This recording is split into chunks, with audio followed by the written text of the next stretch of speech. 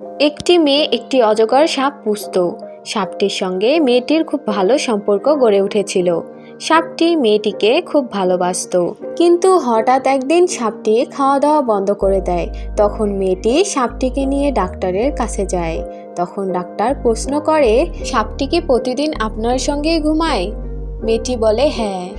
Doctor আবার প্রশ্ন করে, সাপটি কি আপনাকে প্রতিদিন পেঁচিয়ে ধরে ঘুমায়? তখন মেয়েটি বলে হ্যাঁ। তখন ডাক্তার বলে, সাপটি প্রতিদিন আপনাকে পেঁচিয়ে ধরে ঘুমানোর কারণ হলো সাপটি আপনাকে মাপছে এবং নিজেকে প্রস্তুত করছে আপনাকে আক্রমণ করার জন্য। এবং দীর্ঘদিন ধরে সাপটি না খেয়ে থাকার কারণ হলো সাপটি তার পেটে পর্যাপ্ত জায়গা তৈরি করছে যাতে সে আপনাকে সহজেই হজম করতে পারে।